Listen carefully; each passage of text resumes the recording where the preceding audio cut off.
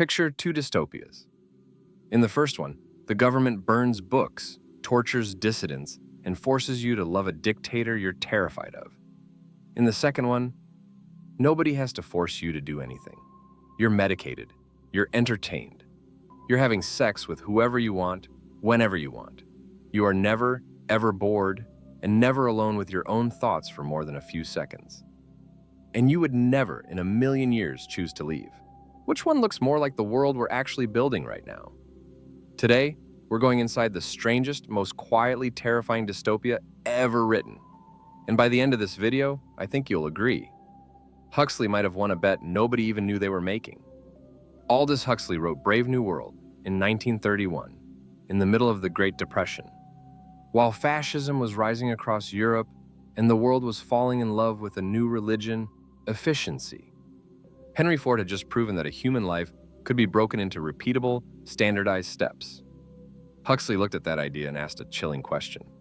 What if we didn't just standardize cars? What if we standardized people? In his novel, Henry Ford has literally replaced God. People cross themselves with a T instead of a cross. And that single joke tells you everything about the world you're about to enter, because in this world, nobody is born, everybody is made. The story opens in a factory that manufactures human beings. Embryos are grown in bottles, and a process called the Bokanovsky process lets scientists clone up to 96 identical people from a single egg. And before they're even born, every embryo is deliberately deprived of oxygen or dosed with chemicals to determine exactly how smart or how limited they'll be for the rest of their lives. This creates 5 castes: alphas at the top, groomed to run the world, down to epsilons at the bottom, deliberately dulled just enough to be content mopping floors and never wanting anything more. That's the world state's motto. And it's not lying to you. This society really has eliminated war, poverty, disease, and loneliness. The catch is the price tag. To get there, they had to eliminate something else too: family. Mothers and fathers don't exist here. The words mother and father are considered obscene, dirty jokes, practically curse words. Individuality, privacy, even solitude. All of it has been engineered away. Because a society optimized for stability can't afford people who think for themselves. So how do you keep billions of people happy with a system this rigid? Huxley's answer is genuinely unsettling. You condition them before they can even question it. It's called hypnopedia, sleep teaching. Every child is whispered the same phrases thousands of times a night until the values aren't beliefs anymore. They're instincts. And for the rare moment an adult does feel a flicker of doubt, sadness, or anger, there's soma, a drug with, quote, all the advantages of Christianity and alcohol, none of their defects. Feeling bad for even 10 minutes is treated like a malfunction, to be immediately corrected. Sex is unlimited and consequence-free. Birth control is mandatory. Monogamy is considered almost rude, and the phrase, everyone belongs to everyone else, is taught to children like a nursery rhyme. Even grief and boredom have been engineered out through consumption. Citizens are conditioned to hate old things, hate nature, hate anything that isn't new.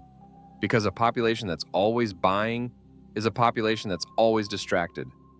Pleasure here isn't freedom, it's the leash. Then Huxley drops one outsider into all of this. A young man named John, raised far from the world state on a savage reservation, where people still get sick, grow old, fall in love, and read Shakespeare. When John is brought into civilization, he's dazzled at first, but he quickly realizes something is deeply wrong with a world engineered to feel nothing but comfort. He falls for a woman named Lenina, but their romance collapses because he wants old-fashioned devotion, and she doesn't even understand the concept. To her, wanting just one person is bizarre, even a little disturbing. And the story builds to one electric conversation between John and Mustafa Mond, one of the 10 men who actually run the planet. This is the real heart of the book. Mond openly admits the trade they made. They gave up art, science, religion, danger, and freedom in exchange for permanent, guaranteed happiness. John pushes back with a single devastating line. He says he doesn't want comfort. He wants poetry and real danger and freedom and goodness. He wants, in his words, the right to be unhappy.